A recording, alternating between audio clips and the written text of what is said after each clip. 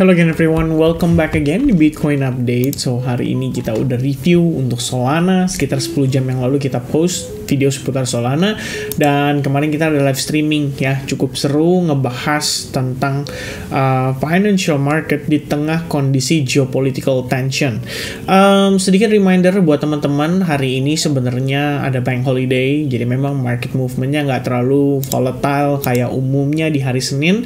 Tapi tetap ya memasuki pergerakan di hari Senin ini, lebih tepatnya sekitar sore tadi ya, itu tiba-tiba ada activity yang cukup agresif ya dari Bitcoin. Finally dia mengalami rejection dari kisaran level $28.000 dan kembali lagi sampai ke lower price-nya tadi di kisaran 27.200. Sorry, maksud saya lowest price-nya. So this week kita punya PPI, rilis data itu akan dirilis pada sekitaran setengah 8 malam di hari Rabu, dan akan ada data CPI, which is ini ngomongin soal inflasi yang akan menjadi clue akan kebijakan apa yang diambil oleh The Fed pada pertemuan November mendatang. Sebenarnya sih kalau misalkan kita lihat di November tanggal 1 ini ya, meeting ya, ini kan kita lihat nih core CPI dan CPI-nya besok tuh akan seperti apa. Ini harusnya nggak akan langsung kelihatan. Mengapa demikian? Karena sebenarnya gini teman-teman, pembicaraan kita kemarin seputar market itu adalah bisa terpengaruh oleh geopolitical tension, yang artinya inflasi di sini bisa naik lagi, ya kan? Disebabkan oleh apa sih? Oh, disebabkan oleh kelangkaan minyak atau bahan bakar, diakibatkan oleh atau terdampak ya daripada si perang yang saat ini sedang berlangsung. Jadi dengan kelangkaan bahan bakar ini, dan juga biasanya itu kalau misalkan kita bilang, ya ini bayangan saya sih ya, kayak misalkan dikirim kapal perang atau pesawat jet tempur yang buat support entah itu di Ukraina atau mungkin di Israel, ya udah pasti mereka akan butuh bahan bakar lebih juga, dan di situ akan terpakai ya istilahnya. Dan di sini apa yang akan menyebabkan, maksudnya dari kondisi tersebut apa akibatnya? Ya akibatnya adalah CPI-nya atau inflasinya bisa naik lagi. Istilahnya harga bahan bakar ya jadi semakin langka dan semakin sulit untuk didapat, sementara demand akan meningkat seiring dengan US yang saat ini sedang memasuki musim dingin atau winter. Dan oleh karena itu di sini saya sih lihat ya, ini kan istilahnya dia mau rilis data yang di bulan September. Jadi core CPI untuk bulan September. Kalau secara tren sih recently bisa dibilang masih sejalan lah dengan pengharapan The Federal Reserve. Ibaratnya kalau misalkan September ini ya mungkin kalau memang angkanya di sini turun ya harusnya akan cenderung nggak bagus ya buat dolar indeks. Artinya dolar indeks bisa mengalami koreksi terlebih dahulu. Sementara di sisi lain kondisi ini akan memudahkan juga untuk emas atau oil untuk cenderung kembali lebih bullish lagi dari pergerakan yang saat ini sudah terdampak dari si perang yang tadi kita sempat mention ya. Jadi teman-teman sekalian, Bitcoin-nya gimana? Ya sebenarnya kalau core CPI-nya turun, simpelnya Bitcoin-nya harus cenderung naik.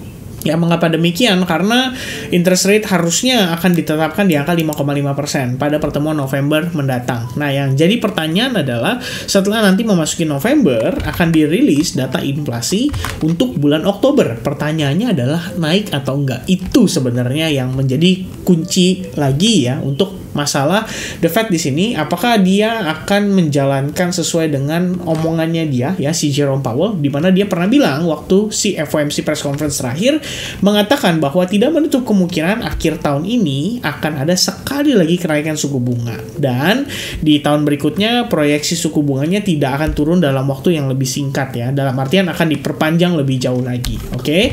Nah, itu menjadi concern kita untuk minggu ini, yaitu CPI dan PPI. Nah, teman-teman, kalau kita lihat progres Bitcoin sejauh ini ya, ini kalau based on closing time frame daily, of course kita bisa consider ini sebagai candle rejection, yang artinya Fibonacci 61.8% lagi-lagi menunjukkan reaksinya sebagai resistance.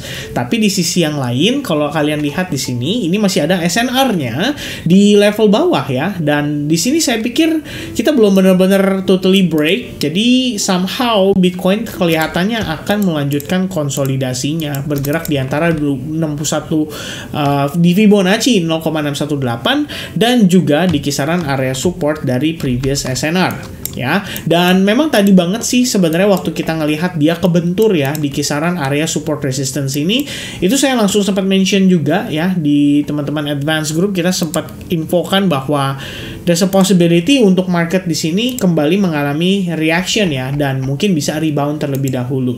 Dan tampaknya di sini kita dapat reaction langsung ya, nggak terlalu lama di sini. Coba kita cek teman-teman. So there you go, this is the Discord update ya. Terakhir saya update itu sekitar 1:30 malam tadi.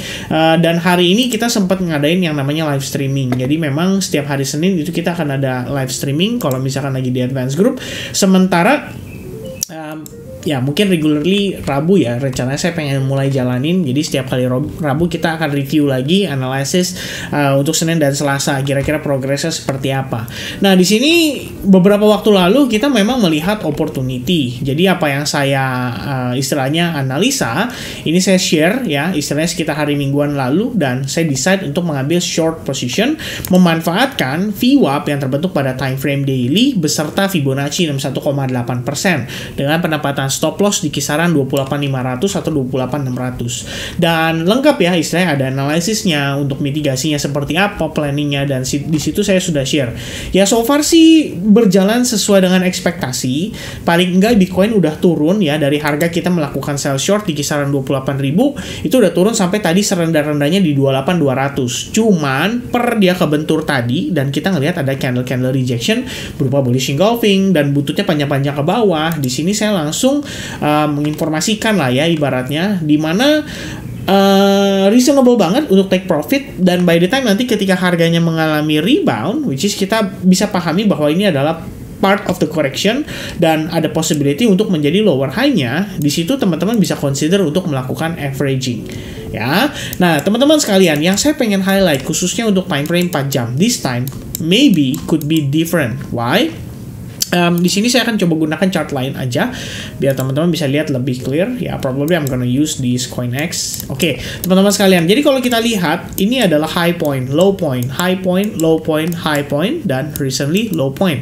Jadi memang level atau area ini ya, ini merupakan SNR yang bisa dibilang sangat major untuk Bitcoin. Apakah di sini dia akan break ya? Kalau misalkan dia break, which is itu yang kita expect ya berdasarkan analisis secara fundamental. Kemudian juga kita di sini sempat sharing idea bahwa di time frame daily ya overallnya ini adalah kenaikan yang bisa dibilang sangat progresif dan korektif ya, di compare dengan penurunannya yang very agresif. Jadi kita bisa pahami bahwa maybe this is part of the correction, dan saat ini udah kebentur nih dengan atapnya di kisaran 61,8%. Setelah kena reject atau ketahan di sana, wajar aja kan kalau misalkan kita dapat reaction ya. Mungkin reaction yang kita lihat saat ini menurut saya ini lebih signifikan dibandingkan dengan sebelumnya ya. Sebenarnya sih bisa sama ya, dalam artian saya menggunakan indikator exponential moving average 8 dan 21. Di sini ketika kita melihat ada bear cross atau downshift terjadi, sempat ada konsolidasi di follow up dengan penurunan lanjutan. After dia reclaim EMA 821, kemudian dia juga mengalami upshift, baru kemudian kita melihat ada proses reversal kembali terjadi pada Bitcoin dan amat sangat impulsif. Now, after beberapa kali EMA 8 dan 21 sempat hampir berciuman, akhirnya kita baru melihat adanya downshift terjadi pada exponential moving average 8 memotong yang periode 21. Selain kita melihat dari perspektif exponential moving average, if I delete all the indicator, teman-teman bisa lihat bahwa progres ini ya adalah progress channel. Oke, jadi kalau kita lihat di sini channelnya pada time frame 4 jam tampaknya sudah successfully di breakdown. Ya, jadi bisa aja ini proses break and retest before another push to the lower price. Ya, jadi memang saya ngelihatnya di sini banyak possibility yang kelihatannya sedang berlangsung untuk saat ini. Tapi overallnya ini saya lihat sebagai potensi lower high kita. Ya, dan di sini memang dia belum create lower low, so technically kita cuma testing aja level support resistance sebelumnya, tapi tetap ya indikasi dan kelihatannya di sini dengan momentum yang mulai loss seperti ini, disertai dengan exponential moving average yang akhirnya mengalami downshift lagi, itu bisa menjadi indikasi awal dari potensi Bitcoin kembali meneruskan penurunannya. Ngejarnya kemana sih? Kalau saya lihatnya sih, pertama kita kan punya channel ini juga ya teman-teman. Jadi memang pasti kita bakal testing lah. Mungkin akan ketahan lah di level-level itu. Jadi mungkin dia bisa ketahan, sedikit konsolidasi lagi, baru kemudian nanti ada pergerakan yang lebih impulsif lagi, ya mungkin setelah dia testing SNR itu. Tapi kalau misalkan nanti pagi ya teman-teman sekalian di sesi Asia, market hari ini open ya untuk sesi Asia, dan ternyata reactionnya pada saat market open langsung kena kepentok ya sama EMA 21 di time frame 4 jam, dan kalian lihat nih harganya nembus di bawah 27.200 serta closing di sana. Oke, berarti kalian tahu possibility untuk Bitcoin turun kembali itu akan menjadi lebih signifikan lagi. Paling enggak, kita bakal dibawa untuk retest ke previous SNR, atau kalau kalian masih ingat ya, ini adalah box berwarna ungu yang legendaris waktu saya update beberapa waktu lalu, karena sempat membuat Bitcoin kelimpungan ya. Jadi kita lihat di sini, ya dia tidak mampu break, ya ketika dia turun seperti fake out, kemudian langsung rebound lagi dan nanjak lagi ya bisa dibilang. Jadi memang box ungu ini menurut saya cukup penting ya. Memang bisa dibilang itu adalah area yang cukup penting lah kalau saya bisa bilang sih. Ya, kok saya ulang-ulang terus ya teman-teman, ya mungkin faktor mengantuk ya teman-teman.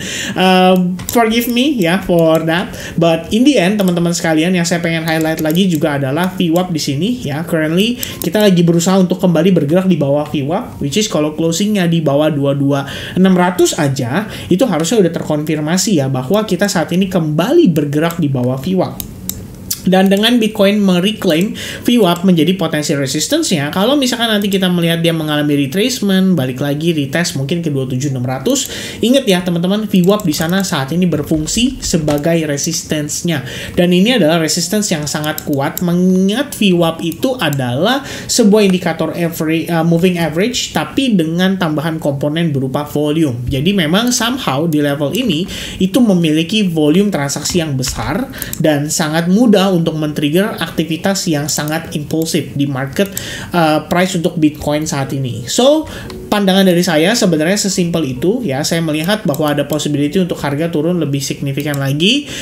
But it all depends on bagaimana si Bitcoin di sini bisa berhasil ya break terhadap si trend line-nya dulu. Kalau misalkan belum berhasil ya mungkin kita bisa ngelihat dia akan ada percobaan sekali lagi untuk testing ke high point-nya di kisaran 28.500 ya lebih kurangnya. Oke, nah ini saya bakal ganti jadi warna hitam ya, karena udah bukan ungu lagi ya teman-teman ya, itu udah beda lagi area kritikalnya.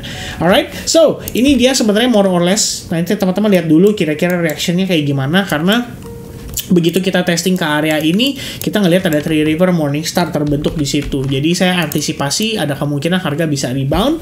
Reboundnya sejauh mana sih? Ya probably kita bakal dibawa untuk retest terhadap area supply di atasnya di kisaran 27.900. Karena kalau kalian lihat lagi di time frame 1 jamnya aja, ini kelihatan oke banget ya.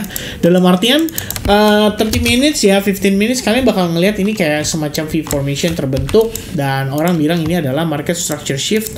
Jadi ibaratnya kalau buat bener-bener time frame kecil, ini Bitcoin masih bisa naik lagi ya, naik lagi, dan dia create struktur yang cenderung bullish ya. Mungkin itu sementara yang jadi pandangan saya untuk Bitcoin saat ini ya. Lower time frame, intinya kita ngelihat ada possibility dia kembali bullish dulu untuk jangka waktu pendek, mengejar ke area supply yang ada di atasnya, dan dari sana nanti kita lihat mungkin bisa jadi kena rejection lagi ya teman-teman.